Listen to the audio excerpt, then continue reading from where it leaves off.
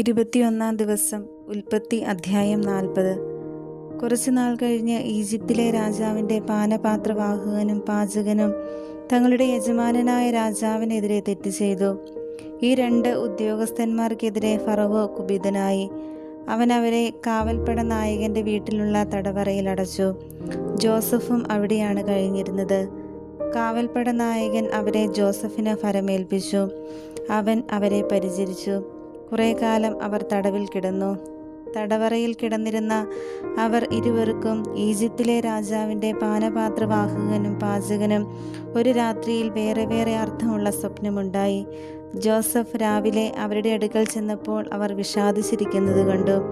തൻ്റെ യജമാനൻ്റെ വീട്ടിലെ തടവറയിൽ തന്നോടൊത്ത് കഴിയുന്ന ഉദ്യോഗസ്ഥന്മാരോട് അവൻ ചോദിച്ചു, നിങ്ങളുടെ മുഖത്ത് എന്താണ് ഇന്നൊരു വിഷാദം? അവർ പറഞ്ഞു, ഞങ്ങൾ 2 പേരും ഒരു സ്വപ്നം കണ്ടു. അവയെ വ്യാഖ്യാനിക്കാൻ ആരുമില്ല. ജോസഫ് പറഞ്ഞു, വ്യാഖ്യാനം ദൈവത്തിൻ്റേതല്ലേ, സ്വപ്നം എന്തെന്ന് പറയൂ. പാനപാത്രവാഹകൻ തൻ്റെ സ്വപ്നം ജോസഫിനോട് പറഞ്ഞു, ഞാനൊരു മുന്തിരിവള്ളി സ്വപ്നം കണ്ടു. അതിൽ 3 ശാഖകൾ ഉണ്ടായിരുന്നു. അത് മുട്ടിട്ട ഉടനെ പുഷ്പിച്ച് കുലകളിൽ മുന്തിരിപ്പഴങ്ങൾ പാകമായി. ഫറവോയുടെ പാനപാത്രം എൻ്റെ കയ്യിലുണ്ടായിരുന്നു. ഞാൻ മുന്തിരിപ്പഴങ്ങൾ എടുത്ത് പിഴിഞ്ഞ് പാനപാത്രത്തിൽ ഒഴിച്ച് അവന് കൊടുത്തു. ജോസഫ് അവനോട് പറഞ്ഞു, അതിൻ്റെ വ്യാഖ്യാനം ഇതാണ്: 3 ശാഖകൾ 3 ദിവസങ്ങളാണ്. 3 ദിവസത്തിനകം ഫറവോ നിന്നെ ഉദ്യോഗത്തിൽ വീണ്ടും നിയമിക്കും. മുൻപെന്ന പോലെ നീ പാനപാത്രം ഫറവോയുടെ കയ്യിൽ വെച്ച് കൊടുക്കും. നല്ല കാലം വരുമ്പോൾ എന്നെയും ഓർക്കണം, എന്നോട് കാരുണ്യം കാണിക്കണം. എന്നാൽ എൻ്റെ കാര്യം ഫറവോയുടെ മുൻപിൽ ഉണർത്തിച്ച് ഈ തടവറയിൽ നിന്ന് എന്നെ മോചിപ്പിക്കണം. ഹെബ്രായരുടെ നാട്ടിൽ നിന്ന് അവർ എന്നെ മോഷ്ടിച്ചു കൊണ്ടുവന്നതാണ്. ഇവിടെയും അവരെന്നെ ഈ ഇരുട്ടറയിൽ അടയ്ക്കത്തക്കതൊന്നും ഞാൻ ചെയ്തിട്ടില്ല. വ്യാഖ്യാനം ശുഭസൂചകമാണെന്ന് കണ്ടപ്പോൾ പാചക പ്രമാണി ജോസഫിനോട് പറഞ്ഞു, ഞാനും ഒരു സ്വപ്നം കണ്ടു. എൻ്റെ തലയിൽ 3 കുട്ട നിറയെ അപ്പമുണ്ടായിരുന്നു. ഏറ്റവും മുകളിലെ കുട്ടയിൽ ഫറവോയ്ക്ക് വേണ്ടി പാകം ചെയ്ത പലതരം അപ്പങ്ങളായിരുന്നു. പക്ഷികൾ വന്ന് എൻ്റെ തലയിലെ കുട്ടയിൽ നിന്ന് അവ കൊത്തി തിന്നുകൊണ്ടിരുന്നു. ജോസഫ് പറഞ്ഞു, അതിൻ്റെ വ്യാഖ്യാനം ഇതാണ്: 3 കുട്ടകൾ 3 ദിവസം തന്നെ. 3 ദിവസത്തിനകം ഫറവോ നിന്നെ പുറത്തിറക്കി മരത്തിൽ കെട്ടിത്തൂക്കും. പക്ഷികൾ നിന്റെ മാംസം തിന്നുകയും ചെയ്യും.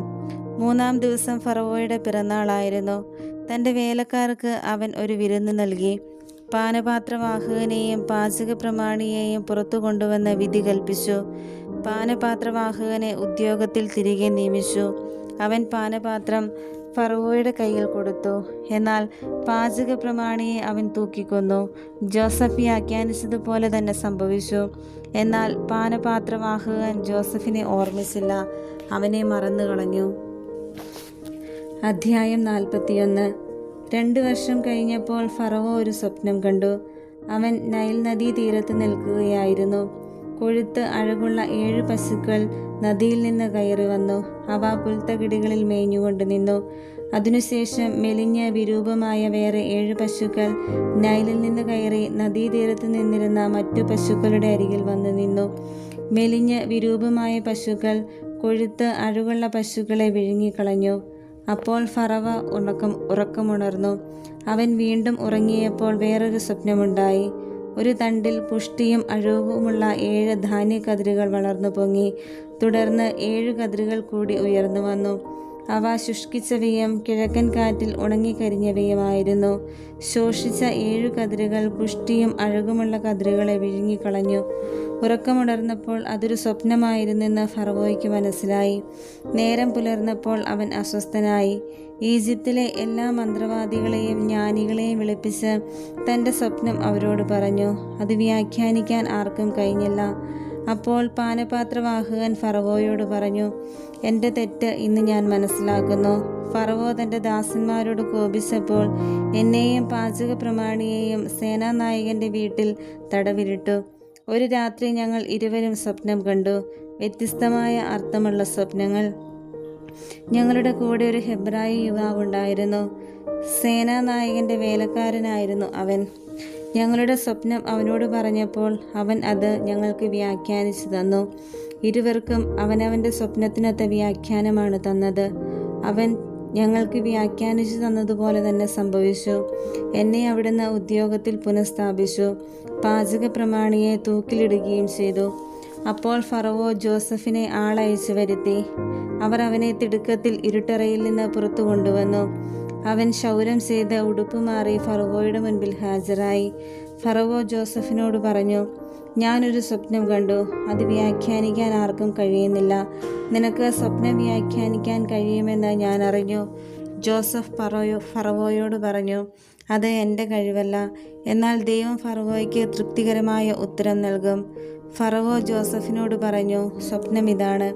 ഞാൻ നൈലിൻ്റെ തീരത്ത് നിൽക്കുകയായിരുന്നു. കൊഴുത്ത് അഴകുള്ള 7 പശുക്കൾ നൈലിൽ നിന്ന് കയറി വന്ന് പുൽത്തകിടിയിൽ മേയാൻ തുടങ്ങി.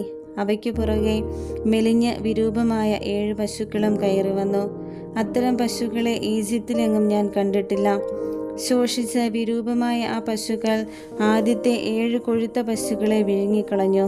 എന്നാൽ മെലിഞ്ഞ പശുക്കൾ അവയെ വിഴുങ്ങിയെന്ന് ആർക്കും മനസ്സിലാക്കാൻ കഴിയുമായിരുന്നില്ല. കാരണം മുൻപെന്ന പോലെ തന്നെ ശോഷിച്ചാണ് അവ കാണപ്പെട്ടത്. അപ്പോൾ ഞാൻ കണ്ണു തുറന്നു.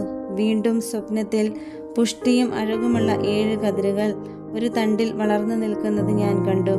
തുടർന്ന് ശുഷ്കിച്ചതും കിഴക്കൻ കാറ്റിൽ വാടിക്കരിഞ്ഞതുമായ 7 കതിരുകൾ പൊങ്ങി വന്നു.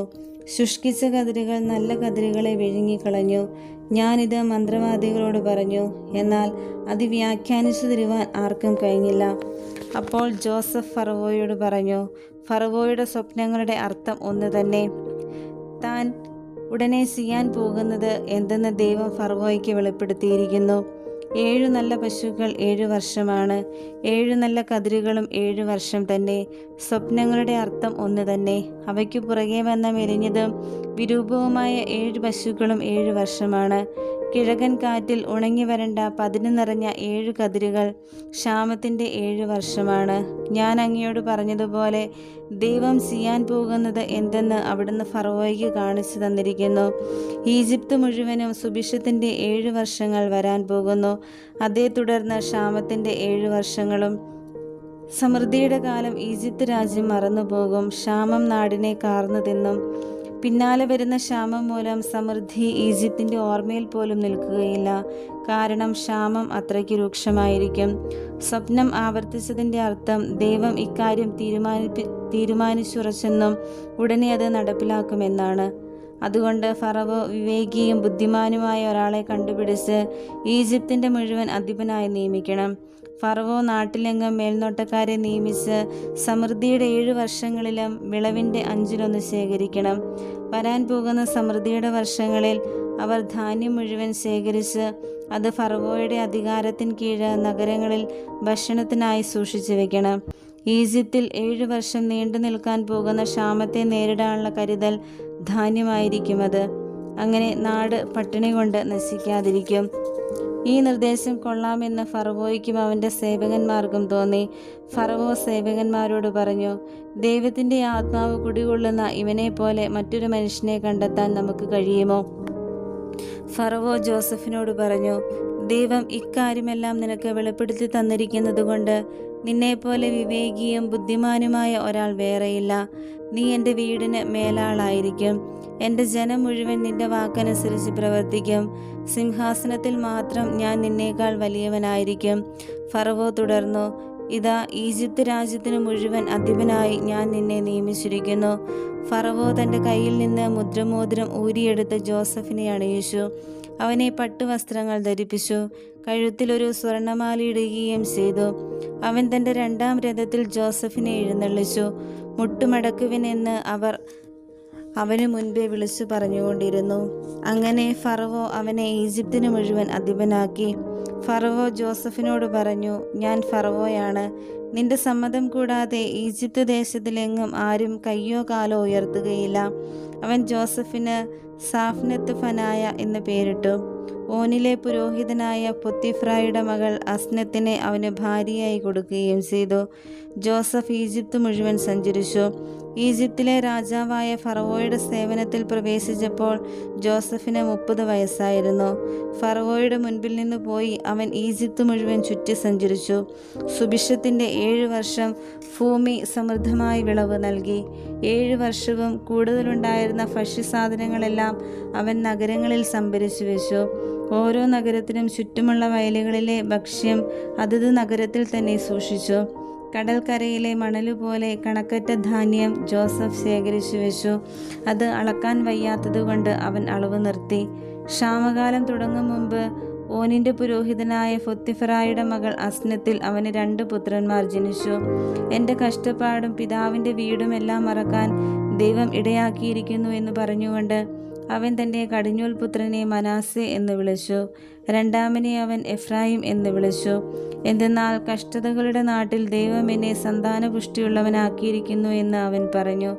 ഈജിപ്തിലെ സമൃദ്ധിയുടെ 7 വർഷം അവസാനിച്ചു. ജോസഫ് പറഞ്ഞതുപോലെ ക്ഷാമത്തിൻ്റെ 7 വർഷങ്ങൾ ആരംഭിച്ചു. എല്ലാ നാടുകളിലും ക്ഷാമമുണ്ടായി. എന്നാൽ ഈജിപ്തിൽ ആഹാരമുണ്ടായിരുന്നു. ഈജിപ്തിലെല്ലാം ക്ഷാമമായപ്പോൾ ജനങ്ങൾ ഫറവോയുടെ അടുക്കൽ ആഹാരത്തിന് അപേക്ഷിച്ചു. അവൻ ഈജിപ്തുകാരോട് പറഞ്ഞു, ജോസഫിൻ്റെ അടുത്തേക്ക് ചെല്ലുക, അവൻ നിങ്ങളോട് പറയുന്നത് പോലെ ചെയ്യുക.